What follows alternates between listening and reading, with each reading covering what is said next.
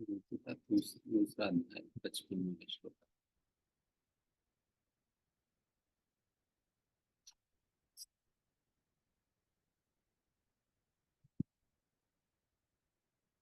श्री भगवानुवाच प्रजहाति यदा कामान् सर्वान् पार्थ मनोगतान् आत्मन्येवात्मना तुष्टः स्थितः प्रज्ञस्तदोच्यते।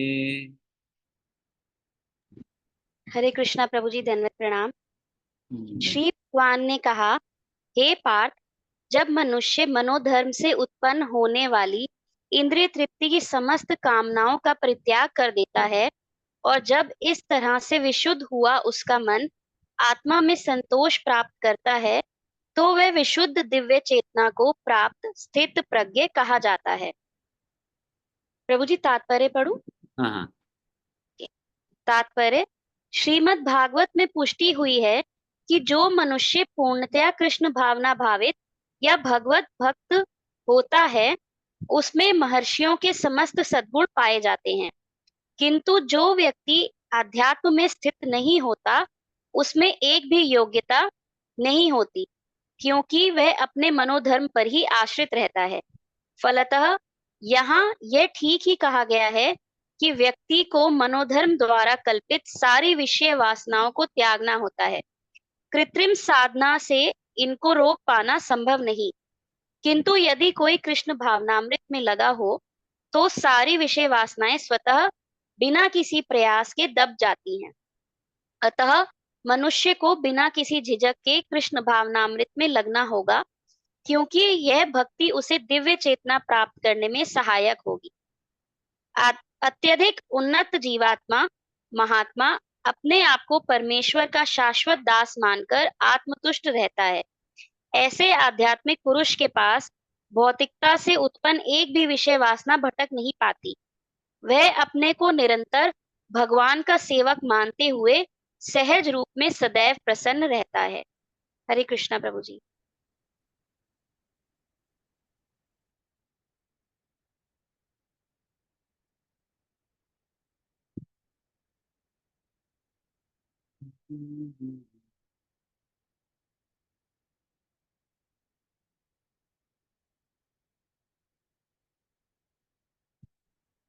श्री भगवान वाचा।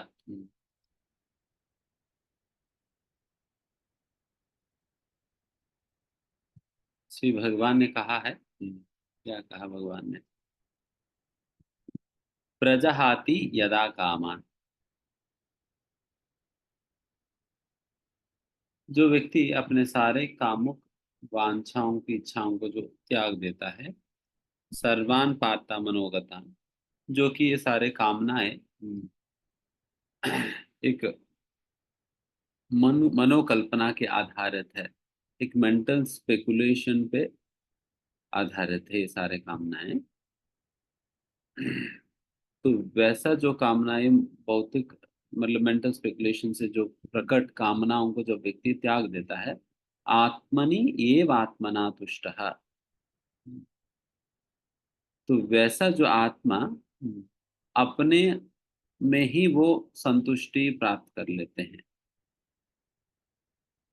स्थित प्रज्ञस्तदुच्यते, एंड उस प्रकार की स्थिति जिसमें वो अपने आप में संतुष्ट रह पाता है, उनको किसी प्रकार की कामनाएं नहीं है, तो वैसा व्यक्ति को स्थित प्रज्ञा कहा जाता है।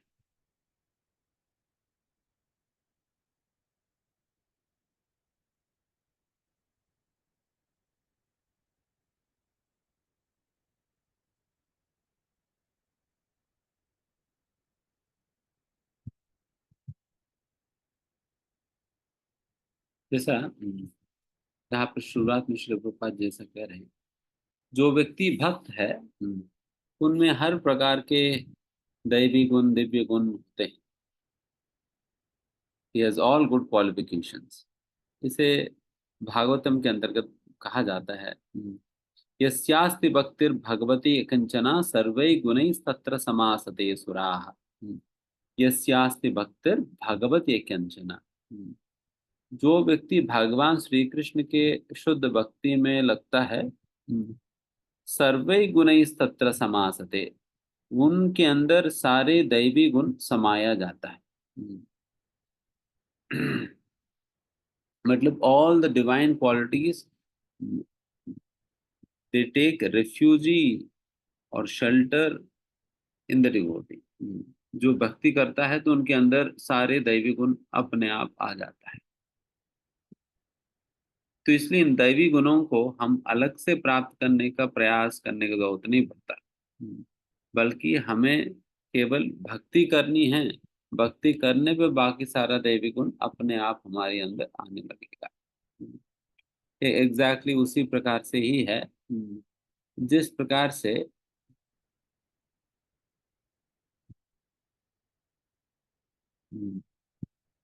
एक डायमंड है। डायमंड कई काफी दिनों से वैसे ही रखा जाने के कारण उसके ऊपर खूब धूली जम गया। एंड ये अभी डायमंड को प्रकाशित या डायमंड को प्रकाशवान बनाने के लिए हम अलग से कुछ कृत्रिम व्यवस्था करने की जरूरत नहीं डायमंड के लिए। केवल हम इतना ही करना है, डायमंड के ऊपर जितना भी धूली जमा हुआ है केवल उस धूली को निकाल देने मात्र से वो डायमंड अपने आप स्वयं ही प्रकाशवान है। तो वो स्वयं प्रकाशवान, उसकी स्वयं प्रकाश जो है हमें दिखने लगेगा। तो हमें अलग से कृत्रिम व्यवस्था करने की जरूरत नहीं डायमंड को प्रकाशित करने के लिए, बल्कि हमें केवल धूली निकालने की बात है। जिस प्रकार से धूली निकाल देने पर डायमंड का प्रकाश हमें दिखाई दिखाई देने लगता है, उसी प्रकार से आत्मा के ऊपर जमाया हुआ धूल को निकाल देने पे आत्मा का जो अपना निजी स्वभाव है, निजी गुण है, वो दिखने लगेंगे। एंड फिर निजी गुण आत्मा का सारे अच्छे गुण हैं। तो उस प्रकार से हमें अच्छे गुणों को अपने अंदर विकसित करने के लिए और कोई अलग से प्रयास करने की जरूरत नहीं पड़ता, बल्कि भक्ति ही करना होता है। भक्ति करते रहने पे ये अच्छे गुण जो है हमारे अंदर धीमे धीमे धीमे धीमे विकसित होने लगेंगे। विकसित होने लगेंगे। ये भी एक लक्षण है भक्ति में अग्रसर या आगे बढ़ने की एक लक्षण है। इस प्रकार के दैवी गुण हमारे अंदर आने लगेंगे। बट इन सारे गुणों में से सबसे महत्वपूर्ण गुण तो यही माना जाता है, जैसा भक्तों का जो ये दिव्य गुण 26 प्रकार की होती है। 26 प्रकार के दिव्य गुण होते हैं और इन 26 प्रकार के दिव्य गुणों में से सबसे सबसे महत्वपूर्ण गुण इसे माना जाता है कि कृष्ण एक शरणम।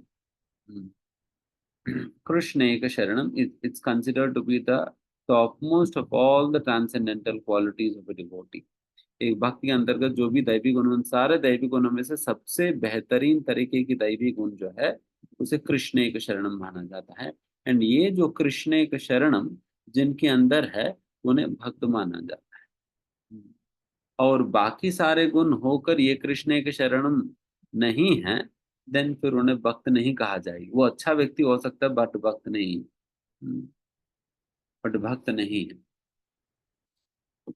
उन्हें भक्त कहलाने के लिए उनके अंदर ये गुण होना अनिवार्य है, कृष्ण एक शरणम। एंड वैसा भी कहा जाता है कि अगर ये दैवी गुण जो 26 दैवी गुणों में से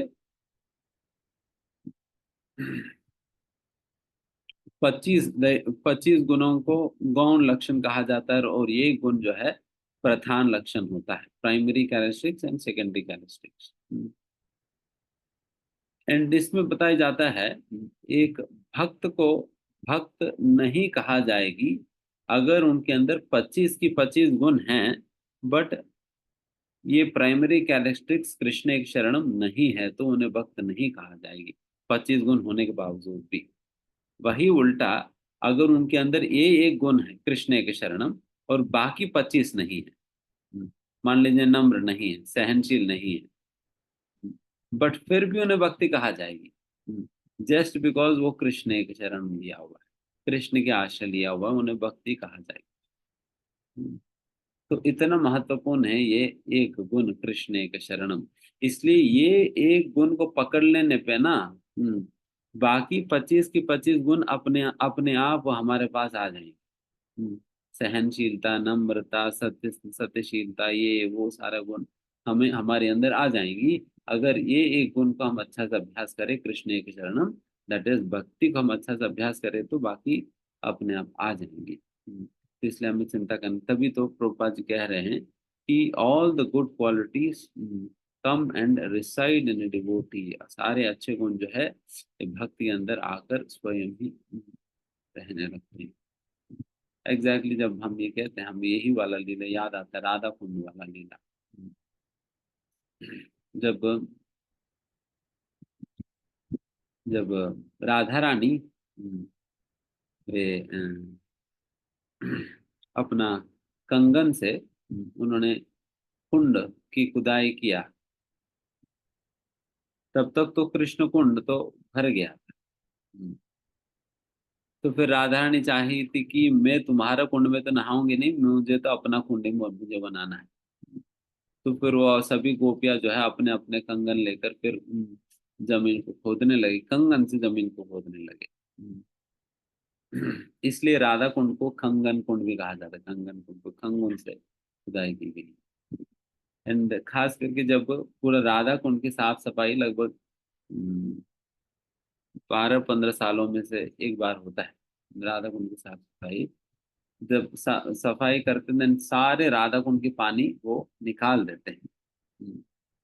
उस समय हमें एक छोटा सा कुंड दिखाई देता है, एंड वही कंगन कुंड है।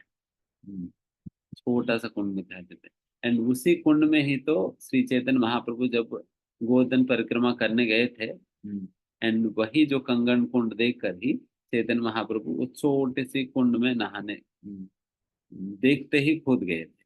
है तो छोटे से कुंड, उसमें तो आदमी आएगा ही नहीं, बट फिर भी महाप्रभु कूद कर नहाने लगे। एंड वैसा ये जो कंगन कुंड जब बनाए थे, देन फिर राधा रानी ने सोचा कि फिर ठीक है, फिर अभी कुंड तो खुदाई तो कर दिया, बट इसमें पानी कहाँ से आएगी। कृष्ण ने कहा कि मेरे कुंड से उधार ले लो। राधा रानी ने कहा कि ये तो होने वाला नहीं है, तो मैं तुम्हारे कुंड से तो बिल्कुल नहीं लूंगी, बिल्कुल नहीं लूंगी, मैं तो अपने ही पानी लाऊंगी। देन फिर सारा गोपियों ने एक ह्यूमन चेन बनाए, ह्यूमन चेन बनाई, क्योंकि हजारों लाखों गोपियां है। ह्यूमन चेन बनाई, कहाँ तक, मानसी गंगा तक, राधा कुंड से मानसी गंगा तक ह्यूमन चेन बनाए थे। देन फिर एक एक कुंड, एक एक मटके से पानी ट्रांसफर करते थे, एंड फिर फाइनली उस कुंड में डाला जाता था। तो उस प्रकार से आप सोचिए कि इतना बड़ा कुंड को मटके की पानी से भरना कितना मुश्किल है, और कितने मटके की पानी डालेंगे तो कितना वो भरेगा। तो इस प्रकार से सारा गोपियां कर रही थी, बिल्कुल थक गई ये पानी का मटका उठाते उठाते। देन तभी राधा रानी का परिश्रम इत्यादि देखते हुए इस ब्रह्मांड के अंतर्गत जितने भी पवित्र नदियां हैं, गंगा यमुना सरस्वती नर्मदा सिंधु कावेरी, इस प्रकार से इस जितने भी पवित्र नदियां हैं, सारा पवित्र नदियों को मूर्तिमान स्वरूप जो है, मूर्तिमान देवताएं हैं, वे सभी आकर राधा रानी के समक्ष प्रकट होगी, समक्ष प्रकट होगी। एंड फिर वो राधा रानी से प्रार्थना करने लगी हाथ जोड़कर, हे श्रीमती राधा रानी, यदि आपकी इच्छा है तो हमें आपकी सेवा करने का मौका दीजिए। हम चाहते हैं कि आपकी कुंड को अपनी जल से भरने का, एंड आपकी कुंड की स्पर्श करके हम अपने आप को पुनीत करने का सौभाग्य में प्रदान करिए। तो आपकी कुंड में हमें भी आश्रय दीजिएगा। करके जब सारे नदियों ने प्रार्थना किया, फिर राधा रानी उनकी प्रार्थना स्वीकार करी। देन फिर ये सारा नदियां मिलकर राधा कुंड को भर दी, भर दिए थे। उस प्रकार से सारा नदी आकर मिल गई राधा कुंड, एंड वे सभी अपने आप आई। राधा रानी को कहा नहीं आप लोग आओ, वो सभी अपने आप आई। उसी प्रकार से ही जब भक्त राधा रानी और गोपियां जिस प्रकार से परिश्रम किए थे तो कुंड को खुदाई करने और भरने, तो उसी प्रकार से हम भी भक्ति में परिश्रम करेंगे, then सारे गुण अपने आप आकर हाथ जोड़कर खड़े हो जाएंगे। प्रभु जी, माता जी, हमें आश्रय दीजिए, हम भी चाहते हैं आपके अंदर आए। तो नम्रता आ जाएगी, सहनशीलता आ जाएगी, सारे गुण। तो उस प्रकार से ये सारे दैवी गुण हमारे अंदर समा जाएंगे, अगर केवल एक चीज हम ध्यान पूर्वक करें, वो भक्ति हम करें। भक्ति हम ध्यान से करें। ठीक है। तो हम फिर उसके बाद प्रोपा जी को इम्पोर्टेंट कहते हैं कि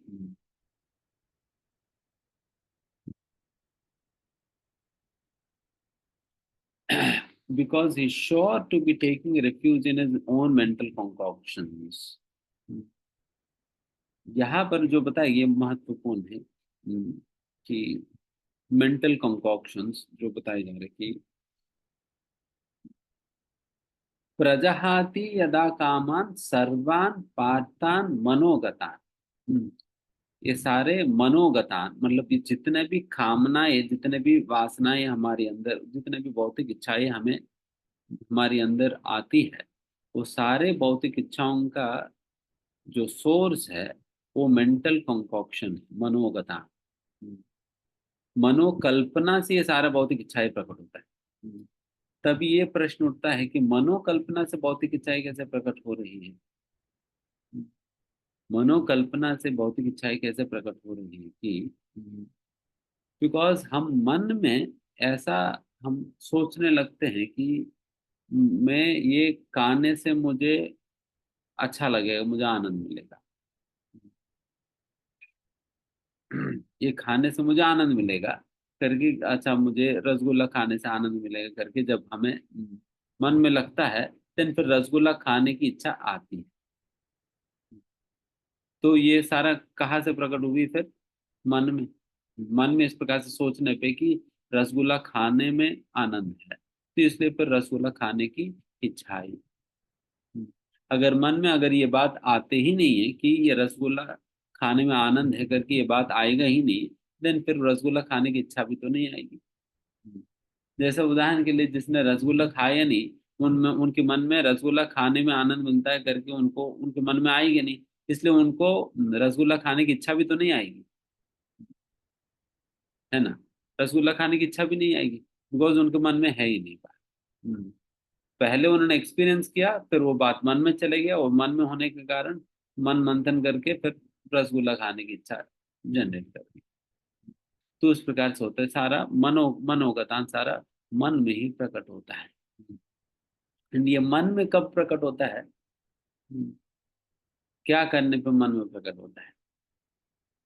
ध्यायतो विषयान् पुंसः संगस्तेषुपजायते संगात् संजायते कामः। ये काम कब प्रकट हो रही है? जब ध्यायतो विषयान् पुंसः, जब बारंबार हम इन विषयों के बारे में, विषय वासनाओं के बारे में हम मनन करते रहेंगे, सोचते रहेंगे। जैसे बारंबार हम मन ही मन हम सोचते रहेंगे इन विषय वासनाओं के बारे में, देन फिर उन विषयों के साथ आसक्ति होगा। सं ध्यायतो विषम सं ध्यायतो विषयान पुंस। तो उसमें क्या बताइए फिर? पहले इस प्रकार से ध्यान किया, फिर उसके बाद संजायते आसक्ति बढ़ गया, फिर आसक्ति बढ़ने पे खाने खाने की या पाने की इच्छा हमारे अंदर आ गई। इसलिए सारा कुछ बारंबार ध्यान करने पे इसलिए बताया जाता है, one should not constantly contemplate on the sense objects. विषय विषय वस्तुओं के बारे में बहुत लंबा समय तक अगर ध्यान करें, उसके विषय में सोचते रहें, देन उस विषय वस्तुओं को पाने की इच्छा अपने आप आ जाएगी। इसलिए जब भी विषय वस्तुओं के संबंधित इच्छाएं हमारे मन में घूमने लगते हैं, तुरंत मन को वहां से हटाकर भगवान की विषय के भगवान के विषय में सोचने में हो या कोई अन्य विषय में, हमें अपने मन को डाइवर्ट कर देना होगा। बिकॉज अगर लंबे समय तक अगर सोचने लगी, देन ध्याय तो विषयान पुंस संग संजायते काम, तो वो हो जाएगी। देन फिर वो पाने की इच्छा आ जाएगी, काम वासना आ जाएगी। तो इसलिए फिर हमें डाइवर्ट करना पड़ेगा। इसलिए बहुत ज्यादा देर हमें विषय वस्तुओं के बारे में हमें मन में आने नहीं देना चाहिए। एंड ये मन में ट्रिगर कैसे होता है? मन में ट्रिगर होता है जब इन विषय वस्तुओं को हम इधर टीवी में देखते हैं, मोबाइल में देखते हैं, या हम्म, बाहर देखते हैं, कुछ ना कुछ इस प्रकार से। जब हम अपना पांच इंद्रियों के द्वारा कुछ इनपुट हमने लिया है, हम्म, या किसी ने बातों बातों में कह दिया, अरे अगर वहां पर ना हमारा कंपनी के बगल में जो ठेला वाला ठेला लगाता है, वहां पर टिक्की बहुत अच्छा। हम्म,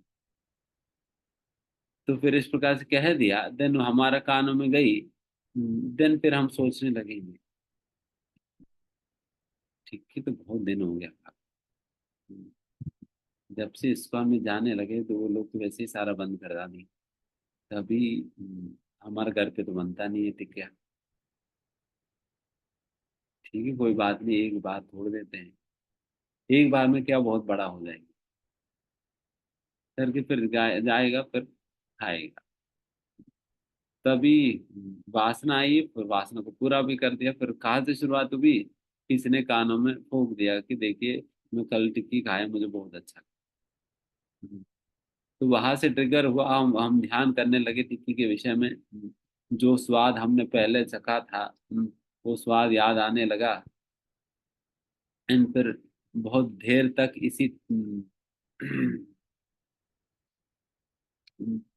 इसी के विषय में हम सोचते रहे, सोचते रहे, सोचते रहे। एंड फिर कंपनी से बाहर आते ही हमारा पैर ऑटोमेटिकली दुकान की ओर चल पड़ा। तो उस प्रकार से ये सारा कंtemplation इसलिए बताया जा रहा है कि ये सारा मनोगता, मन में ध्यान करते, ध्याय तो विषयान पुंसा करते हैं, तो इसलिए एक गतान वहां से प्रकट हो जाते हैं सारी इच्छाएं। इसलिए कंटेम्पलेशन बंद करना होता है। इसलिए one should be very cautious about what he is thinking in mind. मन में क्या सोचते हैं हमेशा, उसके विषय में हमें सतर्क रहना होगा। बीच बीच में हमें सैंपल्स लेना चाहिए माइंड माइंड से। अभी हर 10 मिनट में सैंपल लेना, 5 मिनट में सैंपल लेना है कि अभी मन में क्या चल रहा है, अभी मन में क्या चल रहा है, अभी मन में क्या चल रहा है। तो फिर स्कैन करते रहना होगा मन, क्योंकि नहीं तो पता ही नहीं चलेगा, मन के अंदर कुछ और विचार चलता रहा, चलता रहा, चलता रहा। हम मतलब अनकॉन्शियस रहे, चलता रहा, चलता रहा। देन फिर पता ही नहीं चला कब हमारी अंदर वासनाएं आ जाएंगी, इच्छाएं आ जाएंगी, और फिर उसे पूरा करने चलेंगी। तो इस प्रकार से इसलिए मनोगतान कहा गया। देन फिर क्या बताइए हैं, उसके नेक्स्ट सेंटेंस में बताइए, आत्मनि एव आत्मना तुष्टः स्थित प्रज्ञ तदोच्यते।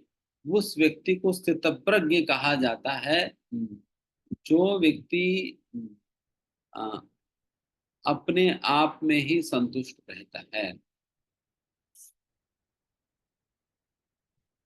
तो इसके संबंध में प्रभुपाद जी बाकी आधा तात्पर्य में प्रभुपाद जी इसी के विषय में चर्चा किए हुए थे।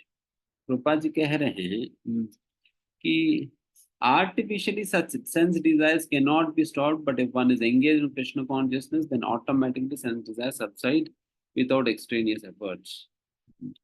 यांत्रिक रूप से या मैकेनिकल तरीके से इन भौतिक इच्छाओं को हम ना तो रोक पाएंगे, रोक नहीं पाएंगे। एक यांत्रिक आर्टिफिशियल तरीके से इन चीजों को तो रोक नहीं पाएंगे। देन फिर प्रभुपाद जी क्या सुझाव दे रहे हैं? कह रहे हैं कि अगर आप सही में भक्ति करने लगेंगे, ये आप कुछ अलग से प्रयास किए बिना ही अपने आप ही ये सारे इच्छाएं दब गए, सारे इच्छाएं दब जाएंगे, अपने आप चले जाएंगे। हमें अलग से कुछ प्रयास करने की जरूरत नहीं पड़ता, वो अपने आप चले जाएंगे। तो फिर इसका क्या कारण है, ये अपने आप कैसे चले जाएंगी? इसका कारण प्रभुपाद जी तात्पर्य के अंत में दे रहे। प्रभुपाद जी क्या कहते हैं तात्पर्य के अंत में? प्रभुपाद जी कह रहे कि the highly developed soul always remains satisfied in himself by realizing himself as the eternal servant of Supreme Lord. Because वो हमेशा इस बात की स्मरण करके अपने आप में संतुष्ट रहता है कि मैं भगवान श्री कृष्ण की सेवक हूँ।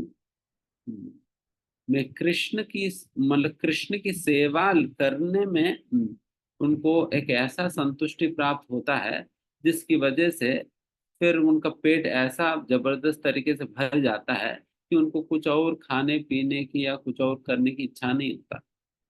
हम्म, जिस प्रकार से मानो कि आपको खूब भूख लगा है और मैं आपको थाली भर के खिला दिया। हम्म, खिला दिया, आप यहाँ तक आ गया। देन फिर उसके बाद कुछ खाने का तो मन नहीं होगा। हम्म, अगर मन में आएगा भी फिर सोचेंगे अभी तो जगह ही नहीं है, मुंह में रखना पड़ेगा, गला से नीचे उतरेगा नहीं। तो इसलिए फिर खाएगा नहीं व्यक्ति। तो उसी प्रकार से अगर भक्ति हम यहाँ तक कर ले, देन फिर और कुछ पाने का, कुछ करने की इच्छा ही नहीं आएगी। अभी समस्या ही होता है कि हम भक्ति से हम आधा पेट, पौना पेट, 10% पेट भरते हैं, तो बाकी पेट तो खाली पड़ा हुआ है। तो इसलिए वो चिल्लाती रहती है अंदर से कि अरे कुछ खिला दो, कुछ खिला दो, कुछ खिला दो। हम्म, तो अगर भक्ति से पूरा भरेंगे देन फिर आएगी नहीं, बिकॉज पर्सन, एक व्यक्ति का पेट पूरा भरा हुआ है, देन उनको कुछ और इच्छा आएगी नहीं। तो इसलिए अगर भक्ति पर्याप्त करे तो फिर ये इच्छाएं खत्म हो जाएंगी, जैसा वही प्रोपात सुझाव दे रहे हैं। तो इस प्रकार से व्यक्ति संतुष्ट रहता है भगवान श्री कृष्ण की सेवा करके। उससे हमें संतुष्टि प्राप्त होता है कृष्ण की सेवा में।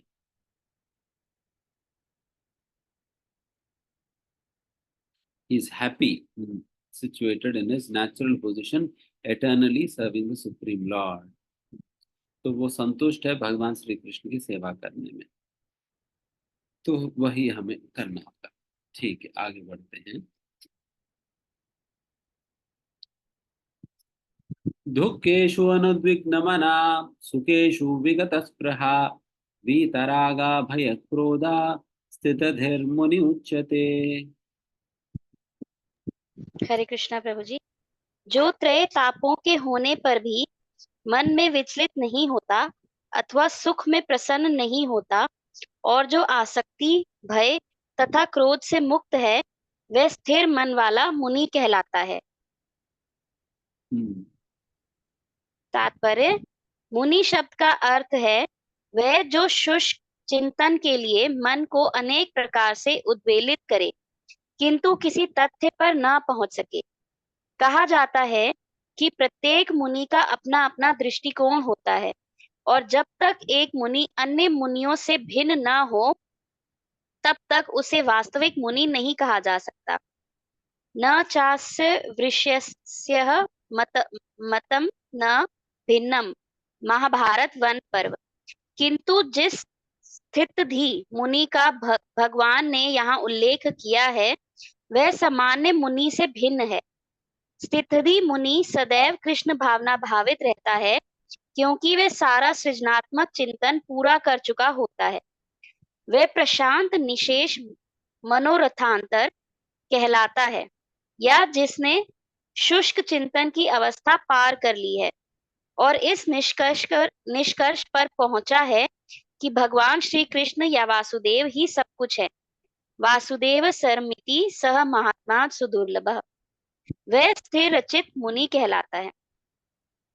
ऐसा कृष्ण भावना भावित व्यक्ति तीनों तापों के संघात से तनिक भी विचलित नहीं होता क्योंकि वह इन कष्टों तापों को भगवत कृपा के रूप में लेता है और पूर्व पापों के कारण अपने को अधिक कष्ट के लिए योग्य मानता है और वह देखता है कि उसके सारे दुख भगवत कृपा से रंच मात्र रह जाते हैं। इसी प्रकार जब वह सुखी होता है तो अपने को सुख के लिए अयोग्य मानकर इसका भी श्रेय भगवान को देता है। वह सोचता है कि भगवत कृपा से ही वह ऐसी सुखद स्थिति में है और भगवान की सेवा और अच्छी तरह से कर सकता है और भगवान की सेवा के लिए तो वह सदैव साहस करने के लिए सन्नद्ध रहता है। वह राग या विराग से प्रभावित नहीं होता। राग का अर्थ होता है अपनी इंद्रिय तृप्ति के लिए वस्तुओं को ग्रहण करना और विराग का अर्थ है ऐसी इंद्रिय आसक्ति का अभाव। किंतु कृष्ण भावनामृत में स्थिर व्यक्ति में न राग होता है न विराग, क्योंकि उसका पूरा जीवन ही भगवत सेवा में अर्पित रहता है। फलतः सारे प्रयास असफल रहने पर भी वह क्रुद्ध नहीं होता, चाहे विजय हो या ना हो। कृष्ण भावना भावित व्यक्ति अपने संकल्प का पक्का होता है। हरे कृष्णा प्रभु जी।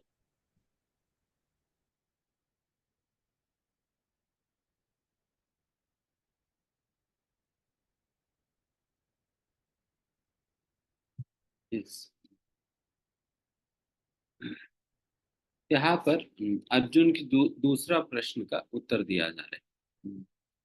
अर्जुन ने दो प्रश्न पूछा, मतलब चार प्रश्न पूछा ना।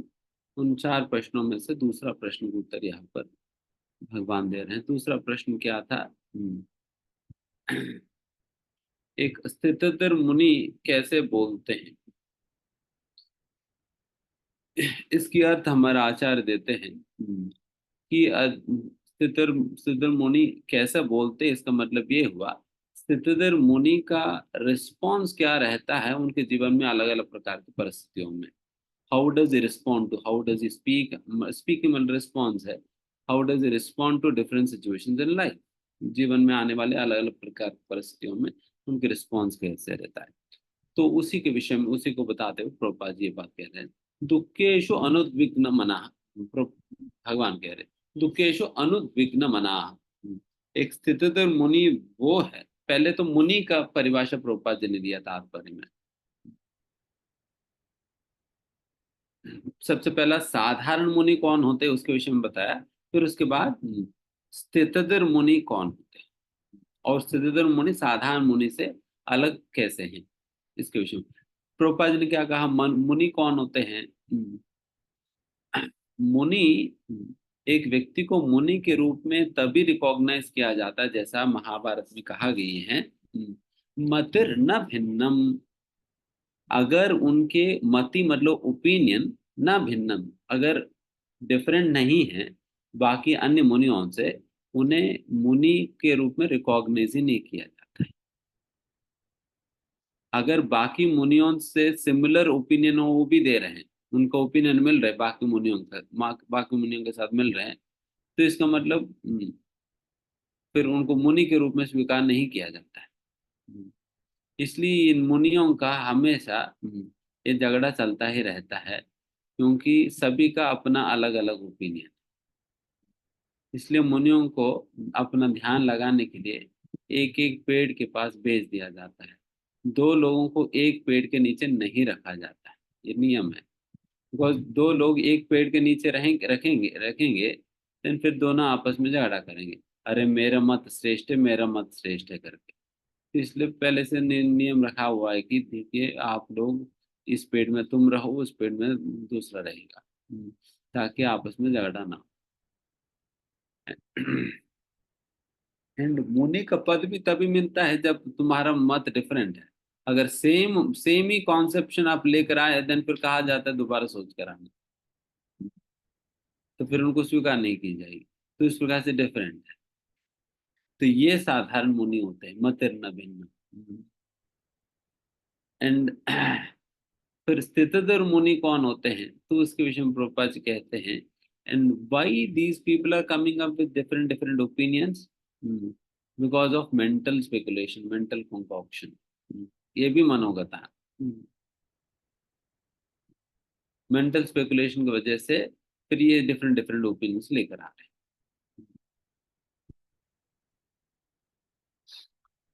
बट स्थितधर, हाउ अ स्थितधर मुनि is different from these people?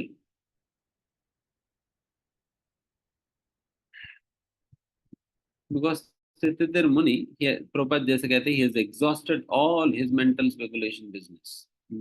वो बहुत करके पक गए, समझ गया है कि अब मैं कितना भी अपना दिमाग लगा दूं फिर भी मैं समझ तो नहीं पाऊंगा परम सत्य क्या होता है। तो बेहतर है कि भगवान ने जो कहा उसको स्वीकार। तो फिर भगवान के ओपिनियन स्वीकार करने लग जाएंगे। इसलिए फिर तब से उनके ओपिनियन कोई और नहीं है, भगवान का ओपिनियन ही उनका ओपिनियन बन गया। पहले अपना ओपिनियन बनाने लगे, तो अभी भगवान का ही ओपिनियन को, आचार्यों को ही ओपिनियन को अपना ओपिनियन के रूप में स्वीकार किया। तो इसलिए स्थित धीर मुनि ये फिक्स्ड अप है, स्थित है, फिक्स्ड अप है। इसलिए स्थित धीर मुनि कहा गया है। Fixed up in his opinion. His opinion is exactly what the acharyas and the Lord prescribe. Hmm. That is not different.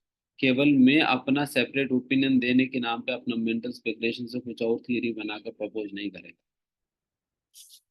तो इस प्रकार से एंड इसी जैसा कहा गया, बहुनाम जन्मानाम अंते ज्ञानवान माम प्रपद्यते वासुदेव सर्वमिति। स्थितधीर मुनि मतलब वो व्यक्ति है जो कि वासुदेव, जैसे प्रभुपाद जी कह रहे हैं, वासुदेव इज एवरीथिंग, वासुदेव सर्वमिति समाहात्म दुर्लभ।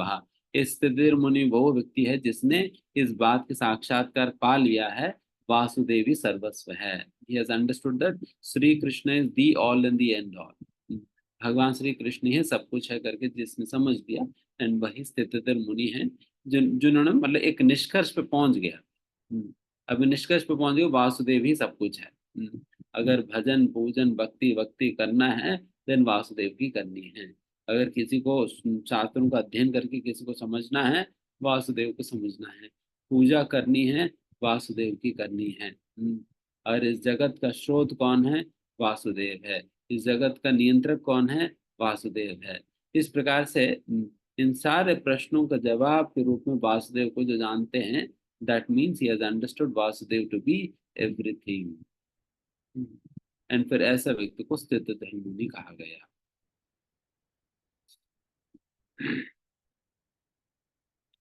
एंड अभी ऐसा स्थितिधर मुनि की रिस्पॉन्स क्या रहता है, इसके विषय में प्रभुपाद जी एक्सप्लेन करने लगते हैं second part of the part four में। प्रभुपाद जी क्या कहते हैं?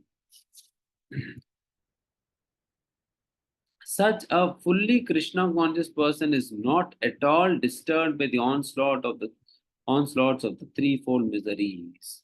दुखेशु अनुद्विग्न मन, उद्विग्न होना, उद्विग्न मतलब एजिटेट हो जाना, अनुद्विग्न मतलब एजिटेट नहीं होना, डिस्टर्ब नहीं होना। एंड ये किन परिस्थितियों में डिस्टर्ब, दुखेशु दुख आने पर वो डिस्टर्ब नहीं होता। एंड उसका कारण प्रभुपाद यहाँ पर बता रहे हैं, जो इस प्रकार से पूर्ण रूप से कृष्ण भावना भावित व्यक्ति ये तीन तापों से वो प्रभावित नहीं होता है या डिस्टर्ब नहीं होता है। क्यों? For he accepts all miseries as the mercy of the Lord, thinking himself only worthy of more trouble due to his past misdeeds, and he sees that his miseries by the grace of the Lord are minimized to the lowest। क्योंकि वो इस प्रकार से सोचता है कि ये जो भी दुख मुझे अपना जीवन में मिल रहे हैं, ये केवल और केवल भगवान की कृपा से मुझे प्राप्त हो रही है। और भगवान की कृपा कैसे हुई, तो इसका कारण प्रभुपाद जी कह रहे हैं, क्योंकि अगर मैं अपनी कर्मों के हिसाब से मुझे भोगना पड़ेगा, देन हो सकता है कि मेरी गर्दन कट जाना था। बट भगवान ने कुछ ऐसा कृपा किया जिसकी वजह से मेरी गर्दन कटने की जगह मेरी उंगली कटकर मैं बच गया। हम्म, मेरा उंगली कटकर मैं बच गया। तो इस प्रकार की भावना रहता है कृष्ण भावना भावित भक्तों की। हम्म, इसलिए कई कई बार हमने देखा भक्तों का रिस्पॉन्स इस प्रकार से। एक बार हम कहीं प्रोग्राम दे रहे थे, एंड सडनली हमें कॉल आया। कॉल आया, हम कॉल उठाया। फिर कॉल में एक भक्त बोल रहे थे कि प्रभु जी अभी अभी मेरी एक्सीडेंट हुई है, एक्सीडेंट हुई है, भगवान ने मुझे बचा लिया। वो हॉस्पिटल में मतलब वो एक्सीडेंट हुई, बेचारे वो कुछ चोट वोट लगा, फिर हॉस्पिटल में एडमिट थे, एंड हॉस्पिटल की बेड से वो कॉल किया, प्रभु जी अब अभी अभी एक्सीडेंट हुई, मुझे हॉस्पिटल में एडमिट किया और भगवान ने मुझे बचा लिया। तो he could have responded in the other way, no? प्रभु जी मैं इतना भक्ति कर रहा हूँ, मेरे साथ एक्सीडेंट ही क्यों हुआ है? ऐसे भी तो प्रश्न पूछ सकते थे। बट उनकी रिस्पॉन्स ऐसा था कि भगवान ने मुझे बचाया। तो this is the first word that he was saying. First word, भगवान ने बचा लिया, नहीं तो पता नहीं क्या हो जाता मेरी। एंड उसी प्रकार से एक बार हमारा रेजुनेशन सेमिनार हो रहा था। रेजुनेशन सेमिनार की लास्ट डे था। लास्ट डे होने के बाद रात रात को लेट हो गया। लेट पे एक डिवोटी जो है फिर वो अपना बाइक लेकर निकला, और जैसा मंदिर वाला जो यू टर्न है ना, सर्विस रोड से मेन रोड पे जाने वाला टर्न, वहां पर गया। फिर वहां जाते ही एक्सीडेंट हो गया। एक्सीडेंट हो गया। वो वही से रोड से ही मुझे कॉल किया कि प्रभु जी भगवान ने बचा लिया। नहीं नहीं, मतलब वो भी पहले शब्द यही बात कहा कि भगवान ने बचा लिया। हालांकि बेचारा उनका पैर टूट गया था। हम्म, पैर टूट गया था, लगभग 1.5-2 साल लगी पैर ठीक होने में, एंड आज भी थोड़ा सा तकलीफ होता है। But this was his perception towards what ever has happened with him. अगर भगवान बचाया नहीं होते मेरे साथ तो बहुत कुछ हो सकता था।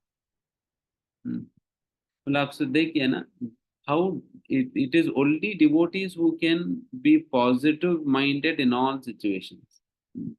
ये जो पॉजिटिव थिंकिंग बाकी लोग चिल्लाते हैं, बट भक्त लोग जीते हैं। बिकॉज पॉजिटिव थिंकिंग केवल और केवल भक्ति में ही संभव है, क्योंकि यहाँ पर ही पॉजिटिविटी है।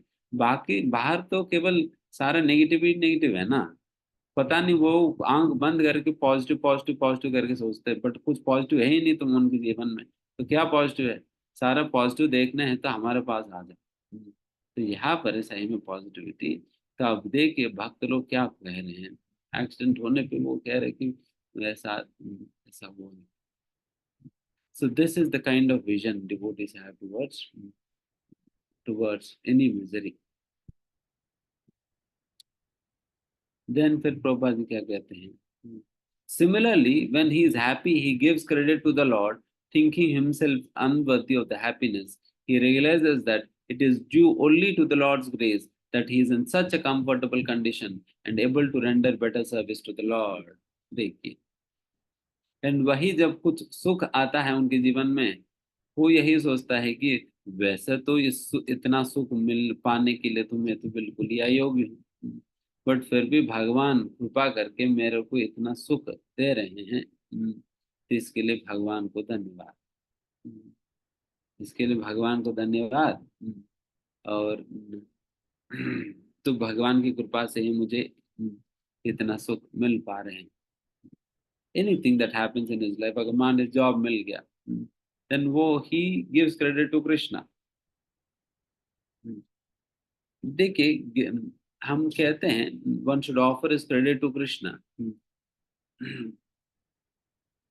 करके हम जो बताते हैं कि गिविंग क्रेडिट ये कोई स्थूल चीज नहीं है कि हम पैकेट वैकेट बनाकर कुरियर कर देंगे भगवान। हम्म, ऐसा तो नहीं। तो इसके लिए it is the attitude of a person, thought process of a devotee. It is based upon the attitude and thought process. किस प्रकार की थॉट प्रोसेस आपकी, किस प्रकार की एटीट्यूड आपकी है, उससे ही वो क्रेडिट पास ऑन हो रही है, आप अपने पास ही रख रहे हैं तो पता चलेगी। बिकॉज क्रेडिट जितना हम अपने पास रखेंगे उतना हम फूल जाएंगे, एंड उतना हमारे अंदर घमंड, प्राइड बढ़ने लग जाएगी। And pride comes next to fall down. इसका मतलब अहंकार आने का मतलब अगले ही दिन हमारा पतन होने वाली है। तो इस प्रकार से अहंकार बढ़ जाएगी जब क्रेडिट हम स्वयं लेने लगेंगे। तो इसलिए भक्त क्या करता है, बुद्धिमानी के साथ क्रेडिट भगवान को पास ऑन कर देता है। बिकॉज एक्चुअली क्रेडिट भगवान को ही बिलोंग करती है। हम्म, भगवान को ही बिलोंग करते हैं। अगर ध्यान से अगर सोचे कि हम जैसे उदाहरण के लिए अगर हम चर्चा करें तो हम कोई भी काम किसकी मदद से करते हैं? अपना शरीर से ही तो करते हैं। अगर मान लीजिए प्रसाद बांटना है, बकेट हाथों से बकेट उठाते हैं, शरीर से उठाया। अभी प्रश्न ये उठता है कि शरीर किनका है? हम्म, शरीर किनका है? शरीर तो इन्हीं आठ तत्वों से बना हुआ है। और भगवान कहते हैं कि भूमिरपो नलो वायुर कम मनो बुद्धिरेव च अहंकार इति यम में भिन्ना प्रकृति अष्टधा। ये जो earth water air fire ether और मन बुद्धि अहंकार माइंड इंटेलिजेंस फॉल्स को, ये सारे आठ तत्व जो है मेरा बहिरंग शक्ति का हिस्सा है, ये तो मेरी शक्ति है। हम्म, तो फिर शरीर किन की हुई? भगवान की हुई। हम्म, तो जिस शरीर से आप काम कर रहे हो वो शरीर भगवान की है, देन फिर क्रेडिट किन को जाना चाहिए? भगवान को जाना चाहिए। एंड उसी प्रकार से अगर बुद्धि के विषय में चर्चा करें, भगवान तो कह ही रहे हैं, मत्त स्मृतिर ज्ञानम अपोहनम च, मैं ही तो तुम्हें स्मरण दिलाने वाले हूँ और भुलाने वाले भी हूँ, और फिर साथ ही साथ ज्ञान भी मैं ही देता हूँ। तो स्मरण के बिना, भूले बिना, ज्ञान के बिना कोई काम हम नहीं कर पाते। तो फिर क्रेडिट किनको मिलना चाहिए? कृष्ण को जाना चाहिए। एंड वैसे ही भगवान एक और जगह कहते हैं, बुद्धिर बुद्धिमताम जाहम, I am the intelligence of the intelligent. जो बुद्धिमान लोगों का बुद्धि तो मैं ही हूँ। जो बुद्धि तो भगवान ही दे रहे हैं। तो फिर हमारा क्रेडिट कहाँ से मिलेगी? एंड एक जगह ये भी भगवान कहते हैं, बलम बलवताम जाहम, आप कोई भी कार्य करने के लिए जो बल जो आपको मिलता है वो कहाँ से मिल रहा है? भगवान कर मैं ही दे रहा हूँ। मेरा तो बल है ये।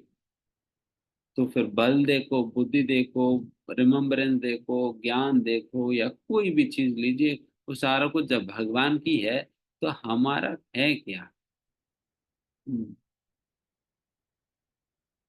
हमारा है क्या जिसके लिए हम क्रेडिट लेंगे? हम्म, तो इसलिए what belongs to us is the desire. हमारा अपना अगर कुछ कह सकते हैं, वो इच्छा कह सकते हैं बस, उसके सिवा और कुछ नहीं है। तो इसलिए सारा क्रेडिट किनको जाना चाहिए? कृष्ण को जाना चाहिए। तो इस प्रकार से व्यक्ति को सोच कर समझना होगा। आर्टिफिशियल अगर वैसा वैसे सोचने में नहीं प्रोजेक्ट में, मतलब जनरली दक्षिण दक्षिण भारत में वैसा लोग सीखते हैं बचपन से कि कोई भी काम करने के बाद कृष्णार्पणम सर्वम कृष्णार्पणम, सब कुछ भगवान श्री कृष्ण को अर्पण करना। हम्म, ये बहुत अच्छा चीज है, इस प्रकार से सीखना तो अच्छा ही है।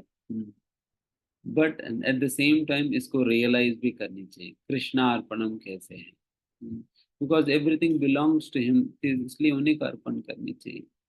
हम्म, उन्हीं को अर्पण करनी चाहिए सारा क्रेडिट। उस प्रकार से हमें समझ कर हमें क्रेडिट भगवान श्री कृष्ण को दे देना चाहिए।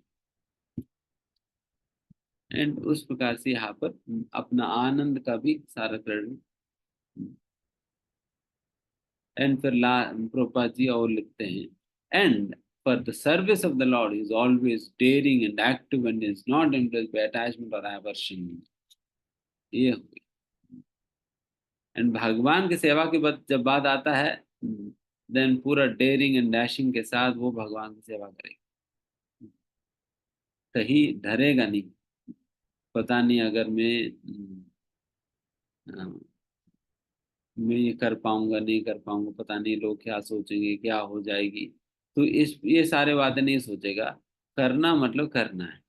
हम्म, करना मतलब करना है, तो वो डरेगा नहीं कुछ हो जाएगी। तो उस प्रकार से वो डेयरिंग होना चाहिए भक्तों को। मतलब हम भौतिक चीजों के लिए डेयरिंग नहीं करना है, हमें भक्ति के लिए डेयरिंग करनी चाहिए। भौतिक चीजों के लिए डेयरिंग करें फंस जाएंगे। वही भगवान के लिए डेयरिंग करेंगे तो भगवान बचाएंगे भी। एक बार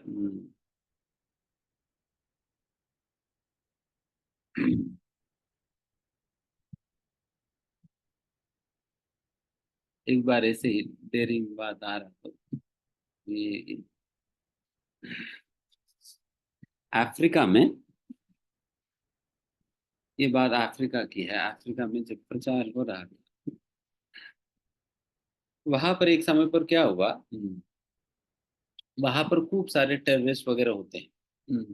एंड वो लोग तो कभी कभी लोगों को खड़े करके मशीन गन चलाकर सभी लोगों को एकदम मार देते हैं। उस प्रकार से एक जगह पर ऐसे ही परसिक्यूशन हो रहा था, मतलब वहां पर विलेजर्स को, गांव वालों को मारने में, उस वक्त सारे गांव वालों को खड़ा कर दी गई थी लाइन में। एंड जो टेररिस्ट था वो अपना गन लिए लिए लेकर खड़े थे, सभी लोगों को मार। मतलब आप सोचे उस समय क्या होता है, कोई गन लेकर सामने खड़ा है, and हम लोगों को खड़ा कर दिया हुआ है, उस समय क्या होता होगा, क्या होता होगा। जैसे जब इस प्रकार से सभी लोग को खड़ा कर दी गई थी, एंड ये बिल्कुल गन लेकर वो स्टार्ट करने वाले थे, एंड उन सभी लोगों के चेहरा की ओर देख रहे थे। देन उन सभी लोग तो काफी डरे हुए थे, कांप रहे थे, सभी के सभी। बट उनमें से एक व्यक्ति था जो बिल्कुल डर नहीं रहे थे, डर नहीं रहे थे, वो बिल्कुल धैर्य के साथ खड़े थे। देन ये टेररिस्ट को आश्चर्य लगा कि अरे इनके सामने मृत्यु खड़ा है और फिर इस प्रकार से डर क्यों नहीं रहा। देन उनको हटा दिया, उनको बुलाया।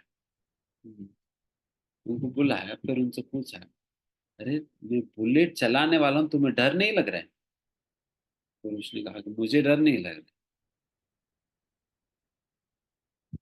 फिर उसने पूछा कि अरे ये ऐसा क्या बात है, तुम्हें डर क्यों नहीं लग रहा? देन उसने कहा मैंने भगवत गीता पढ़कर इस बात को मैंने समझा कि मैं ये शरीर नहीं हूं, मैं आत्मा तो हूँ, और ये आत्मा का मृत्यु है ही नहीं, आत्मा को कोई मार नहीं सकता है, इसलिए तुम मुझे मार नहीं सकते हो। मतलब टेररिस्ट को वो सीधा खड़े खड़े बोल दिया। देन वो उनकी उनकी गट्स देखकर वो बहुत आश्चर्यचकित हो गया कि इनके अंदर ऐसा क्या पढ़ लिया भगवत गीता का। देन बाकी सभी लोगों को मारा और इनको रखा, और इनसे पूछा कि अरे कौन सा पुस्तक है वो? अरे वो भगवत गीता है। देन ये व्यक्ति जो कह रहा था, इनको किसी ने प्रभुपाद जी को भगवत गीता दी, एंड उन्होंने पढ़ा, एंड पढ़ने के बाद उनके अंदर ऐसा धैर्य आ गया कि फिर वो खड़ा रह गया टेररिस्ट के सामने। एंड फिर बाद में ये टेररिस्ट भगवत गीता लिया, एंड मुझे एग्जैक्टली याद नहीं आ रहा, उसमें कुछ ट्विस्ट स्टोरी में होता है। देन फिर उसके बाद शायद ये टेररिस्ट ही भक्त बन जाता है, टेररिस्ट भक्त बन जाता है, कोई मंदिर में जाकर ज्वाइन कर लेता है दूसरा कंट्री में जाके। ऐसा कुछ होता है। मतलब आप सोचे कि उनके अंदर क्या धैर्य आ गया, कितना डेयरिंग है उनके अंदर। एंड सही में जब अफ्रीका जैसे देशों में जब प्रचार करते हैं, जैसे पाकिस्तान में, अफ्रीका में, जब हमारे भक्त लोग प्रचार करते हैं, रियली ग्रेट डेयरिंग के साथ करते हैं। क्योंकि पाकिस्तान में आज भी वहां पर रथ यात्रा निकलता है। जब रथ यात्रा निकालते हैं ना, वहां पर लिटरली पुलिस व्यवस्था, मतलब लिटरली उनको मिलिट्री से सेफ गार्ड दिया जाता है ना। नहीं तो फिर कर ही नहीं पाएंगे। बट फिर भी वहां पर लोग प्रचार कर रहे हैं, वहां पर साधना कर पा रहे हैं, दैट इज रियली, मतलब उन लोगों के चरणों पे हमें प्रणाम ही कर सकते हैं। पर whatever they are practising in whatever they are preaching. जैसा हम रिसेंटली वो पिक्चर देख रहे थे गोपाल कृष्ण गोस्वामी महाराज का, जो पाकिस्तान जब गए थे, महाराज जी जो सन्यासी हैं, वो सफारी सूट पहनकर जा रहे थे महाराज जी, क्योंकि वहां पर तो आप सैफरन कपड़ों में तो आप रह नहीं सकते। तो आज भी हमारे भक्त जब दुबई वगैरह वगैरह जाते हैं, वहां पर तो सैफरन क्लोथ में अलाउड नहीं है, पर वहां पर पैंट शर्ट पहनकर जाते हैं। हम्म, पैंट शर्ट पहन कर जाते हैं। बट कोई बात नहीं, पैंट शर्ट पहनना तो पहनेंगे, बट प्रचार तो कहीं नहीं हो। मतलब आप सोचे कि कितना रिस्क लेकर वो लोग प्रचार कर रहे हैं। हमारे लिए तो भारत में कुछ वैसा कोई रिस्क है ही नहीं। सिंपली हमें मेहनत करेंगे तो लोग तो वैसे ही फेवरेबल वक्त बन जाएंगे। तो हमें सिर्फ इतना ही करना है। We should take inspiration from all of these people who are taking so much of risk in their lives to preach in unfavorable conditions. एक समय पर तो प्रभुपाद जी ने, मुझे एग्जैक्ट याद नहीं आ रहा क्या, प्रभुपाद जी ने कहा कि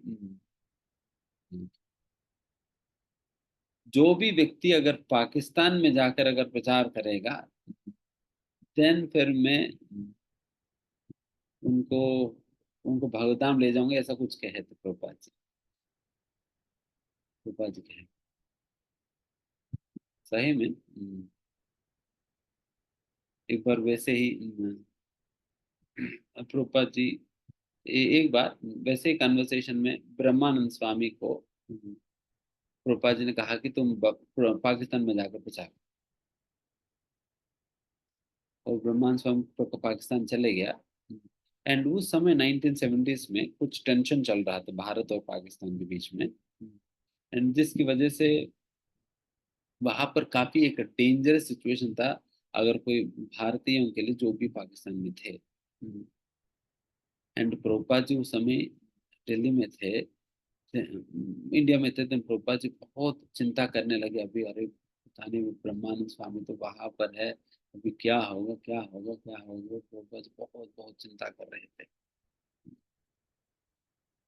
मैं तो गलती से उनको वहां पर भेज दिया, वो मेरी बात मान कर वो चले गया। पता नहीं क्या हुआ, तो बहुत चिंता कर रहे।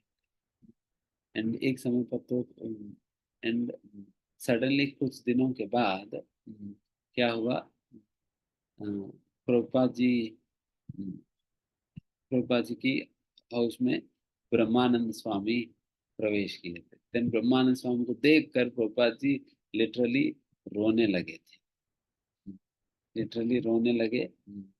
एंड फिर ब्रह्मानंद स्वामी ने फिर रिपोर्ट दिया पाकिस्तान में, उन्होंने कैसे कैसा भी प्रचार किया, उन वहाँ पर क्या क्या स्थिति है क्या है। तो आप सोचो, मतलब उस समय हालांकि उस समय कहीं कुछ प्रचार था ही नहीं, बट फिर भी केवल प्रभुपाद जी की बात मानने के लिए उस ब्रह्मानंद स्वामी ने उस दिन कितना रिस्क लिया ना। कितना रिस्क लिया, कितना डेयरिंग किया। वैसे रशिया में भी बहुत डेयरिंग के साथ ही प्रचार प्रसार हो पा रहा है आजकल, मतलब उस समय लगभग 1980s के समय पर तो जब वहां पर रशिया में जब प्रोपा जी एक ही बार गए थे। रशिया का मतलब चरित्र ही अद्भुत है। रशिया में केवल प्रोपा जी एक बार गए थे, और एक बार जाकर केवल केवल और केवल एक एंड एक ही व्यक्ति को मिले। एंड उसी मीटिंग में ही उसी बार में केवल 3-4 दिन मिले। और 4-5 दिन उनको लगातार अपने गेस्ट हाउस में बैठाकर उनको उपदेश दिया दिया दिया। एंड वापस आते वक्त प्रोपा जी उनको दीक्षा भी दे दिया, 4-5 दिनों में दीक्षा भी दे दिया। एंड बस वही एक व्यक्ति है जो रह गया, दोबारा प्रोपा जी नहीं गया रशिया। फिर उसके बाद आज उस एक व्यक्ति ने प्रचार शुरू करने के कारण आज लाखों की संख्या में भक्त है रशिया, लाखों की संख्या में भक्त है। अगर आप सोचो, अगर उस दिन वो एक व्यक्ति जो प्रभुपाद जी से सुना, अगर मान लो कि वो खुद का ही भक्ति करके अगर कुछ आगे प्रचार नहीं करते, देन आज रशिया में क्या होता है। हम्म, आज इतना प्रचार हो रही है रशिया में, आज इतना प्रचार हो रही है रशिया में कि मायापुर में तो हर जगह 3 लैंग्वेजेस में बोर्ड्स लगाए जाते हैं। एक तो हिंदी, ये तो हिंदी में, सॉरी इंग्लिश में, बंगाली में और रशियन में। हर जगह ये 3 प्रकार के बोर्ड्स लगाए जाते हैं, बिकॉज उतने सारे रशियंस हैं। उतने सारे रशियंस है जो कि आज के समय पर भक्ति कर रहे हैं। मैं अभी रिसेंटली हमारे मंदिर में भी कुछ रशियंस आए थे ना, जो बुक डिस्ट्रीब्यूशन हरिनाम संकीर्तन कर रहे थे। फिर वो मायापुर में सेटल है, तो फिर वो लोग हर मंदिर मंदिर जाकर फिर 1 हफ्ते 10 दिन रुक रहे हैं, फिर उस मंदिर की लोकेलिटी में हरिनाम संकीर्तन कर रहे हैं और पुस्तक वितरण कर रहे हैं, एंड फिर नेक्स्ट टेम्पल में जाकर। तो उस प्रकार से 7-8 रशियंस आए हैं जिनको लोग करके गए। तो इस प्रकार से मतलब यू कैन सी कि कितना रिस्क के साथ। एंड उस समय जब, बिकॉज उस समय कम्युनिस्ट गवर्नमेंट था, तो खुले आम प्रचार एलो नहीं किया करते थे। तो तब पुस्तक प्रचुरण इत्यादि वो मतलब जिस प्रकार से वो होता है ना स्मगलिंग, भगवत गीता को स्मगल करते थे, स्मगल। एंड गवर्नमेंट से छुपा छुपा कर जिस प्रकार से ड्रग्स को बेचते हैं ना लोग, जिस प्रकार से ड्रग्स को छुपा छुपा कर बेचते हैं, एग्जैक्टली उसी प्रकार से भगवत गीता को छुपा छुपा कर बेचा करते थे। हम्म, बेचा करते थे। एंड उस प्रकार से बेचने में अगर कभी मतलब वहाँ की जो इंटेलिजेंस ब्यूरो है, उन लोगों को अगर पता चल जाता है भक्त लोग यहाँ पर है, डिवोटीज यहाँ पर सब प्रचार प्रचार चल रहे हैं, then तुरंत उन लोगों को अरेस्ट कर देते थे, उन लोगों को जेल में रख के खूब मारते थे। एंड कई लोगों को साइबेरियन जेल में भेज देते। साइबेरियन जेल मतलब वहां पर मरने के लिए जाते हैं, मरने के लिए जाते हैं, तो वहां पर डाल देते थे। एंड वहां पर साइबेरिया जेल में पहुंचने के बाद भी भक्तों में ऐसा डेयरिंग एंड विश्वास एंड समर्पण था प्रभुपाद जी के आंदोलन के प्रति। वहां पर उन लोगों को जबरदस्ती अ, असभ्य चीजों को खाने के लिए जब दिया जाता था, वो लोग खाते नहीं थे, चाहे चाहे कितना दिन भी भूखे रहना पड़े तो फिर भूखे रहते थे। एंड उनको माला करने के लिए माला नहीं होता था, उनके उनके पास जप करने के लिए माला नहीं होता था। लोग क्या करते थे कि जो ब्रेड उनको खाने के लिए मिलता था, वो ब्रेड खाए बिना ब्रेड को बचा लेते थे, और ब्रेड को वो राउंड राउंड बॉल्स बनाते थे एंड उसको सुखा देते थे, एंड वो हार्ड हो जाता था। एंड फिर उस ब्रेड को फिर कपड़े से वो माला बना लेते थे। ब्रेड उस छोटे छोटे बॉल्स को मिलाकर माला बना लेते थे, एंड उस माला पे जब, मतलब आप सोचो कितना श्रद्धा है उनकी।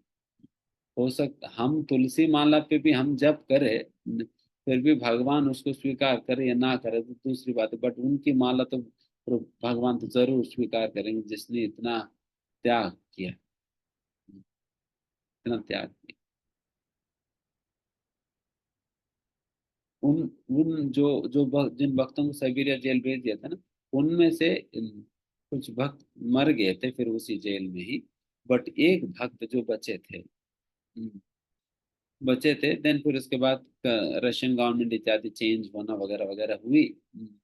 देन फिर उसके उपरांत वो भक्त वापस आकर अ, वापस आकर वो साइबेरिया जेल से रिलीज हो गया, वो वापस आ गया नॉर्मल इसमें।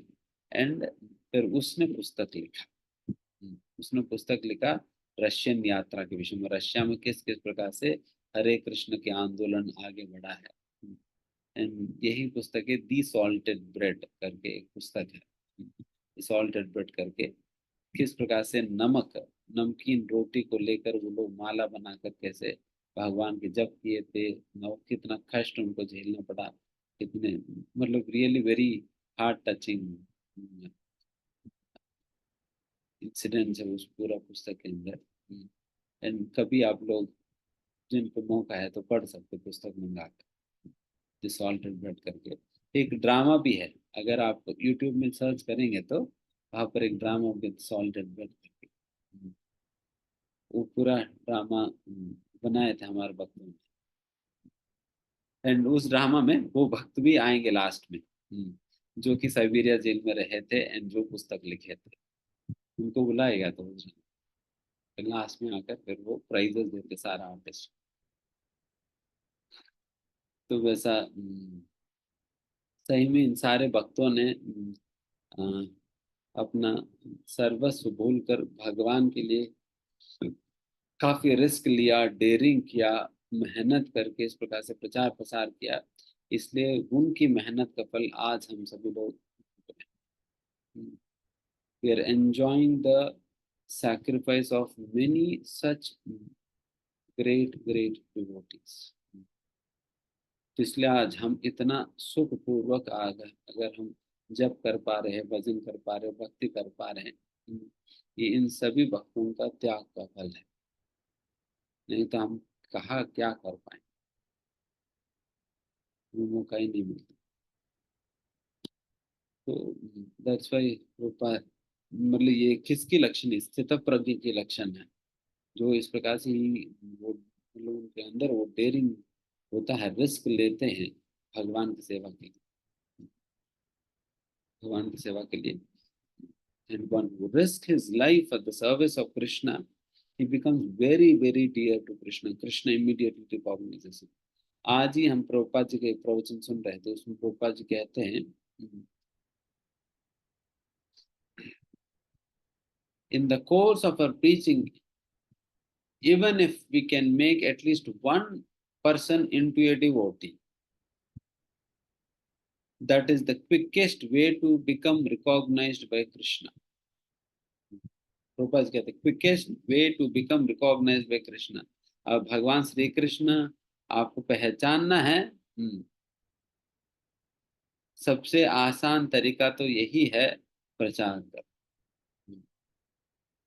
प्रचार करो, प्रचार करेंगे तो तुरंत भगवान आपको पहचान ले। अच्छा, इसने तो मेहनत करके प्रचार किया, इस व्यक्ति को भक्ति में लेकर आया, अभी भगवान आपको रिकॉग्नाइज करें। तो इसलिए हमें प्रचार प्रसार करनी चाहिए। We should not neglect preaching। It is most important to be easily, if you want easily be recognized। नहीं तो हम कितना भी माला करें, कितना भी भक्ति करें, शायद ही भगवान हमें रिकॉग्नाइज करे। बट जब प्रचार करेंगे, देन अन्यों से भक्ति कराएंगे, देन फिर भगवान तुरंत रिकॉग्नाइज करेंगे, यस इज माय डिवोटी। इसलिए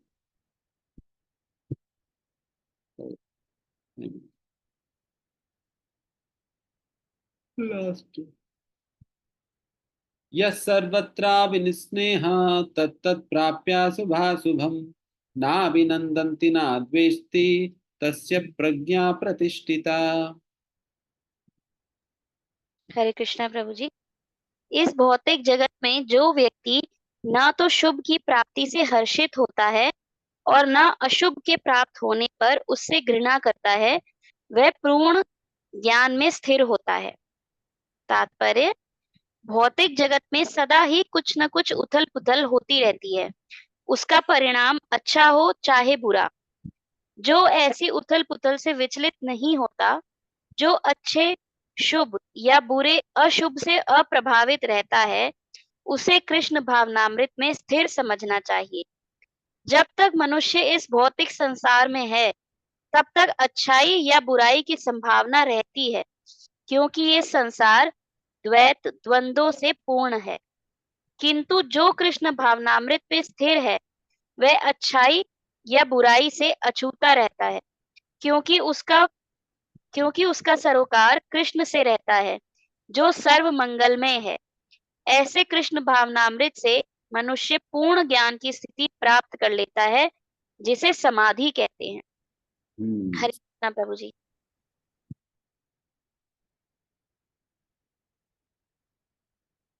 जैसे यहाँ पर बता रहे हैं, यह सर्वत्राभिनिस्नेह तत्तत् प्राप्य शुभाशुभौ, चाहे शुभ हो चाहे अशुभ हो, नाभिनंदन्ति ना द्वेष्टि। शुभ आने पर वो खुश नहीं हो जाएगा और अशुभ होने पे द्वेष नहीं करने लग जाएगा, बल्कि सारे परिस्थितियों में वो समतुल्य जो रहता है, वही व्यक्ति असलियत में स्थित प्रज्ञ है। एंड इसका सीक्रेट भी प्रभुपाद जी बता रहे हैं। कौन ऐसा व्यक्ति जो हर परिस्थिति में समतुल्य रह पाएगा? who can remain equanimous in all situations. Then उसके लिए प्रभुपाद कहते हैं because he is simply concerned with Krishna. Because he is simply concerned is similarly if we also remain simply concerned with Krishna, then we will be able to tolerate or and remain equal in all situations. हर परिस्थिति में हम समान भाव रख सकेंगे अगर हम केवल भगवान श्री कृष्ण से ही मतलब रखेंगे तो। हमें बाकी अन्य चीजों से मतलब ही नहीं, कृष्ण से ही मतलब है। कृष्ण से ही मतलब है। अगर कृष्ण से ही मतलब रहेगा देन फिर व्यक्ति शुभ हो अशुभ हो उन परिस्थितियों में वो ज्यादा विचलित नहीं होगा, क्योंकि शुभ और अशुभ वो हमारी केवल भौतिक चीजों को ही प्रभावित कर पाएगी ना। शुभ जब होता है भौतिक चीजों के साथ ही होता है, अशुभ भी जब होता है भौतिक चीजों के साथ ही हो सकता है। भक्ति को प्रभावित नहीं कर पाएगी, भक्ति को प्रभावित नहीं कर पाएगी। भक्ति इन सारे चीजों के परे है, भक्ति इन सारे चीजों के परे है। बट इन हमारा भक्ति इन चीजों से इसलिए प्रभावित हो जाता है क्योंकि हम इन चीजों को पकड़ कर बैठते हैं। बिकॉज इन चीजों को हमने पकड़ा हुआ है तो इसलिए ये चीज हमें प्रभावित करने लगते हैं। अगर इन चीजों से हम अलग रहेंगे देन फिर इन चीजों से हम प्रभावित नहीं होंगे। अगर केवल भगवान श्री कृष्ण से मतलब रखे तो भगवान श्री कृष्ण से मतलब रखे देन फिर हमें अपना बिजनेस में बहुत बड़ा प्रॉफिट मिल गया तब भी संभाव रखते हैं, बहुत बड़ा नुकसान हो गया तब भी संभाव रखेंगे। शुभ हुआ अच्छा है, नहीं हुआ तब भी ठीक है, तब भी ठीक है। क्योंकि मुझे ना धन मिल जाने पे ना मुझे कुछ करना है, धन खो जाने पे मुझे कुछ करना है। मुझे क्या करना है, मुझे भक्ति करनी है, मुझे भक्ति करनी है। तो उस प्रकार से व्यक्ति इन सारे चीजों को परे उठ पाता है।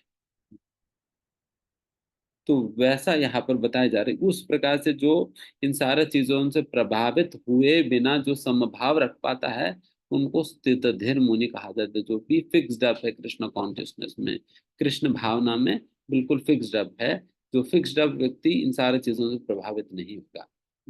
अगर हम इन चीजों से प्रभावित हो रहे तो इसका मतलब हम अभी फिक्स्ड अप है, फिक्स्ड अप नहीं है, अभी वैसा भक्ति नहीं कर, फिक्स्ड अप नहीं, स्ट्रांग नहीं। फिक्स्ड अप मतलब निष्ठा, निष्ठा पे आ जाना।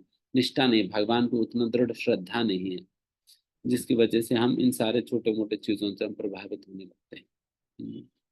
इसलिए devotee is known by his satisfaction and happiness in all circumstances. ये भक्तों की पहचान है, वो हमेशा प्रसन्न रहेगा, संतुष्ट रहेगा, खुश रहेगा सारे परिस्थितियों। अच्छा होने पर भी खुश रहेगा ही, अच्छा नहीं होने पर भी खुश रहेगा सारे परिस्थितियों। तो इस प्रकार से होता है। एंड ये कैसे संभव हो पाता है कि ये तभी संभव हो पाता है जब व्यक्ति संतुष्ट है भक्ति में, when he satisfied in devotion, then तब इस प्रकार से होता है। जैसा कि मैं पहले भी मैंने उदाहरण दिया ही था। जिस प्रकार से मानो कि एक समुद्र है, समुद्र में अगाध पानी है। तो समुद्र में से मैं अगर एक बूंद पानी में निकाल दूं, समुद्र में तो कुछ घाटा तो नहीं हुआ। उसी प्रकार से अगर एक बूंद पानी समुद्र में वापस डाल दूं, समुद्र तो ओवरफ्लो नहीं होने लग जाएगी। एक बूंद पानी डालूं या निकालूं कुछ फर्क नहीं पड़ने वाली है। उसी प्रकार से जो शुभ और अशुभ जो कि एक बूंद के बराबर है, वो आने पे भी कुछ फर्क नहीं पड़ेगा, निकालने पे भी कुछ फर्क नहीं पड़ेगा, बिकॉज इतना पानी है। उस प्रकार के आनंद में, उतना अगाध आनंद में, समुद्र में, संतुष्टि में व्यक्ति जब भक्ति में इस प्रकार के आनंद लेने लगता है देन फिर व्यक्ति इन सारे परिस्थितियों से प्रभावित नहीं होगा। तो इसलिए उस प्रकार से करना। ठीक है, यहाँ समाप्त कर देते हैं। 5 मिनट है, किसी का प्रश्न है तो पूछ सकते हैं।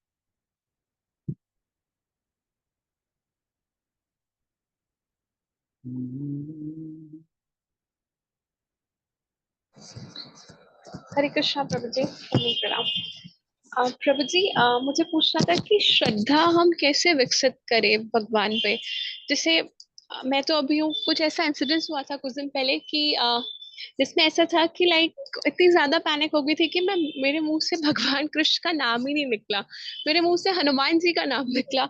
तो क्योंकि मैं पहले हनुमान जी की भक्त थी, तो मुझे लगा कि मैं भक्ति तो कर रही हूँ, मगर हनुमान जी का नाम क्यों निकला, कृष्ण भगवान का क्यों नहीं निकला। तो प्रभु जी, आज प्रश्न का उत्तर तो मिला कि श्रद्धा नहीं है मेरी भगवान पे अभी पूर्ण रूप से। तो प्रभु जी, श्रद्धा कैसे विकसित की जाए, मतलब यही डाउट था।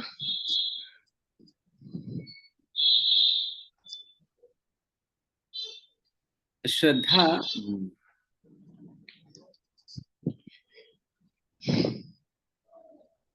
इसमें पता है, श्रद्धा रतिर भक्ति अनुक्रमिष्यति। भागवत में कहा था, श्रद्धा से धीमे धीमे श्रद्धा धीमे धीमे बढ़ते बढ़ते रति तक पहुंच जाता है।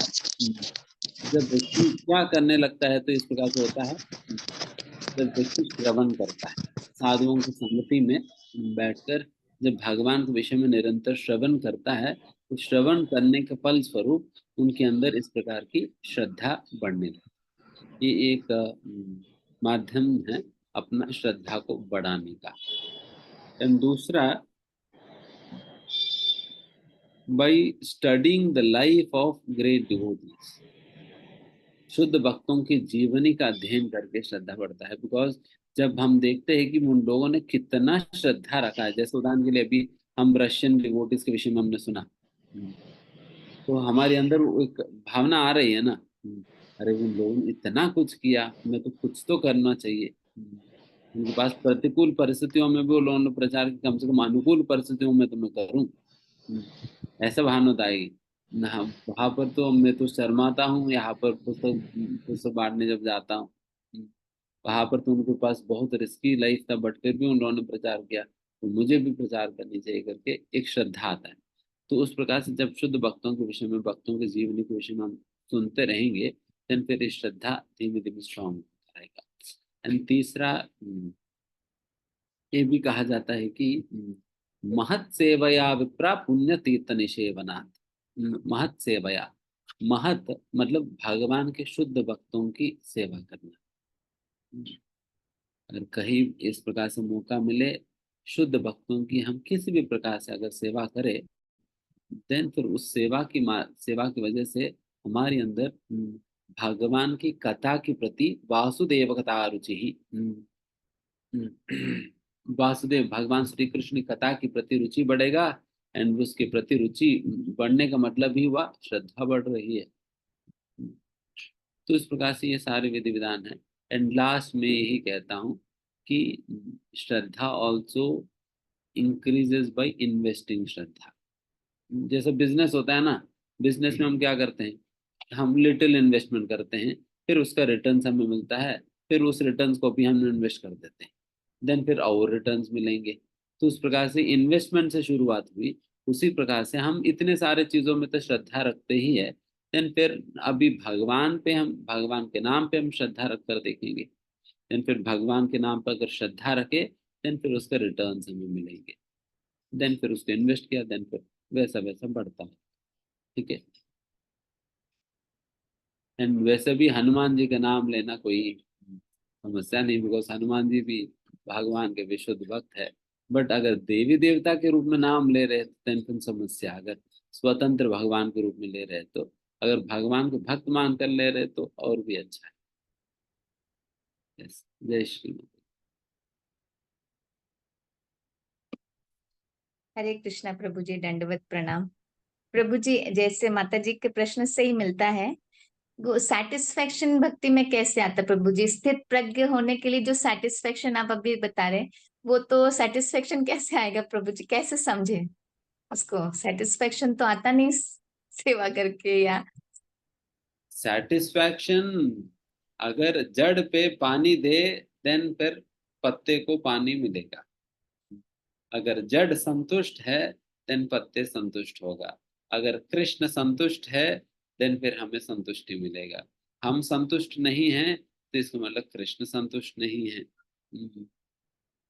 या और क्लियरली बताया जाए तो गुरु संतुष्ट होंगे तो हम संतुष्ट होंगे।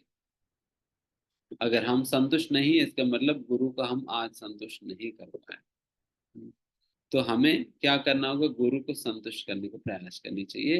एंड गुरु का संतुष्टि से ही हम संतुष्ट होने वाले हैं। दिस इज समझ। यस पूजा माता जी। हरे कृष्ण प्रभु जी, सादर पांचांग प्रणाम। पाकिस्तान। यस प्रभु जी, आई एम फ्रॉम पाकिस्तान। प्रभु जी, जैसे आप बता रहे प्रभु जी, आप लोगों के जैसे शुद्ध भक्तों की वजह से जी जो है ना, हम लोग थोड़ी बहुत बाकी भक्ति यहाँ पर कर पा रहे हैं। अभी ऑस्ट्रेलिया से श्यामानंद प्रभु आए थे, जो हिज ग्रेस गोपाल कृष्ण गोस्वामी के जो है शिष्य थे। तो उनकी जैसे गोपाल कृष्ण गोस्वामी ने, उन्होंने जो है ना, वो आए हुए थे मेरी जो है ना बहन की घर पे, उन्होंने जो है ना कथा की थी आकर पाकिस्तान में। तो जो है ना, वो उसी जो है ना, मैंने देखा कि जो उन्होंने शरीर छोड़ा गोपाल कृष्ण महाराज जी ने, उनके जस्ट 2 दिन पहले ही उनका कॉल आया था उनको कि भाई आप कैसे हैं, आप वहाँ पर ठीक तो हैं। उनको उनकी वो जो है ना चिंता कर रहे थे, वहां पर आप ठीक तो हैं, जो उनके शिष्य करने आए थे यहाँ पर जो है प्रचार करने आए थे। तो प्रभु जी, बहुत हम जो है ना फिर भी हम लोग बहुत खुश नसीब है हम लोग कि हमें जो है ना इतनी भी हम लोग भक्ति कर पा रहे हैं।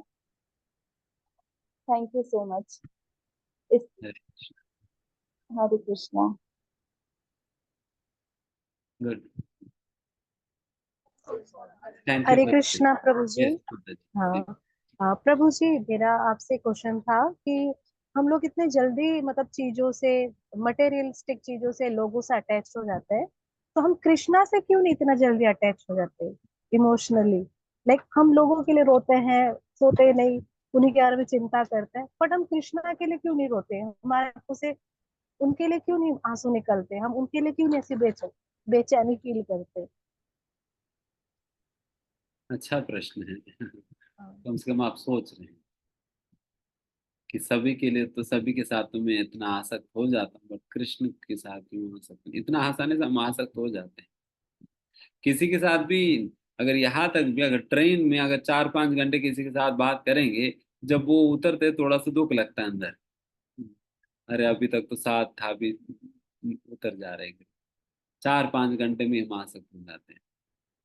और पता नहीं क्या ऐसा चीज है जिसकी वजह से हम भगवान के साथ हम आसक्त होते नहीं हैं। इसका यही कारण है, श्रद्धा की कमी है। बिकॉज हम ये विश्वास ही नहीं कर पा रहे हैं भगवान के नाम ही भगवान हैं करके, ये विश्वास नहीं कर पा रहे। अभी भी उसको एक मटेरियल साउंड वाइब्रेशन के रूप में हम देखते हैं। इसलिए फिर वो उनका अगर व्यक्ति मानेंगे तो फिर उनके साथ आसक्ति होगा, बट व्यक्ति ही नहीं मान रहे हैं देन फिर उनके साथ क्या ही आसक्ति होगा। तो इसलिए वो श्रद्धा ही नहीं बन पा रहे। वो श्रद्धा की कमी के कारण ही हमारी वो अटैचमेंट के रूप में वो डेवलप नहीं हो रहे। बिकॉज अटैचमेंट तब भी डेवलप होगा जैसा विषय वस्तुओं के साथ अटैचमेंट कैसे डेवलप हो रहा है, तो विषयान हमसे बारंबार उसकी उस विषय में सोचने पे। उसी प्रकार से भगवान के प्रति अटैचमेंट कब डेवलप होगा, जब हम बारंबार भगवान के विषय में सोचेंगे। और भगवान के विषय में बारंबार तभी सोचेंगे जब हम जो सुन रहे हैं उन बातों पे श्रद्धा होगा। और और भगवान के विषय में जानकारी हम ज्यादा से ज्यादा भगवान के विषय में सुनकर हम जानेंगे कृष्ण कौन है क्या है। उनके विषय में जानेंगे तो देन फिर हम भगवान श्री कृष्ण के विषय में सोच पाएंगे। और लगातार सोचने पे देन भगवान के प्रति आसक्ति होगा। एंड भगवान से अटैच वैसा तो व्यक्ति तभी हो पाता है जब उनकी हृदय शुद्ध होता है। उनकी हृदय जब शुद्ध होता है, तभी व्यक्ति भगवान से अटैच हो पाता है। देन फिर जैसा जैसा भगवान के नाम हम लेते रहेंगे, हमारा हृदय जैसा जैसा मलिनता से शुद्ध होगा, फिर वैसे ही भगवान के प्रति हमारा अटैचमेंट बढ़ेगा। जब तक हृदय शुद्ध नहीं है तब तक तो फिर अटैचमेंट नहीं हो पाएगी, इसलिए। ठीक है, ओके। लास्ट क्वेश्चन मेरा, माता जी।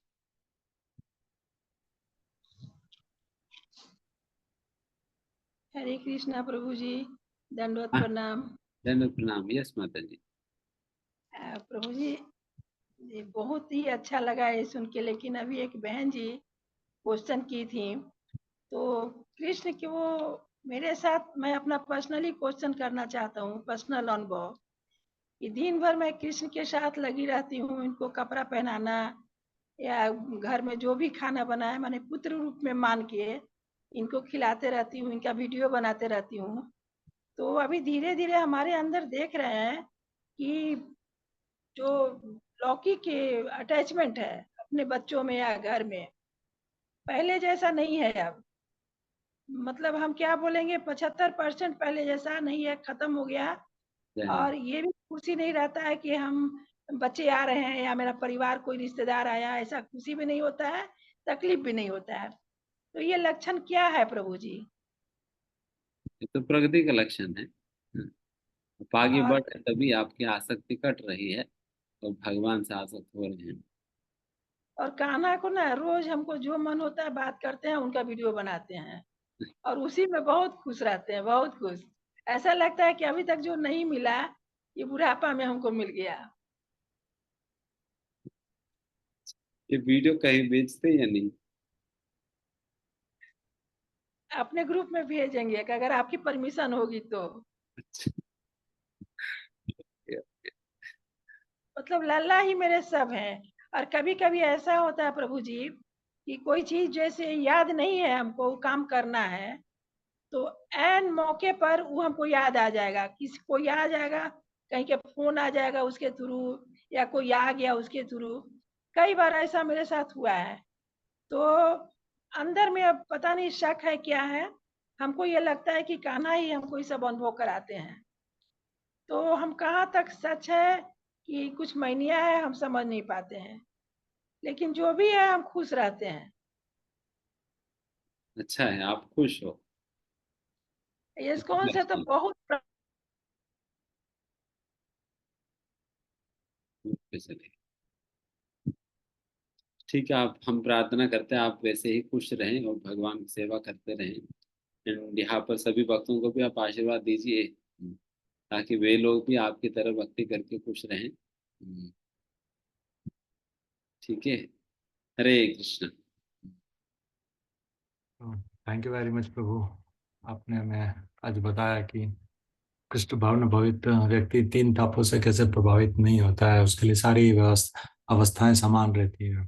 और एक सबसे अच्छी बात इस भौतिक दुनिया में क्रेडिट नहीं लेना है, क्योंकि क्रेडिट लेगा तो अहंकार आएगा और अहंकार से हम फूल जाएंगे। सारा क्रेडिट भगवान को देना है। थैंक यू वेरी मच प्रभु। इस वेदांत चेतन प्रभु का इस अच्छे सेशन के लिए हम हरे कृष्ण महामंत्र बोल के धन्यवाद ज्ञापित करेंगे। हरे कृष्णा कृष्णा कृष्णा हरे हरे, हरे राम राम राम हरे हरे। शिल प्रभुपाद की जय। शिल कोई अनाउंसमेंट तो नहीं है प्रभु? नहीं। ठीक है, थैंक यू वेरी मच।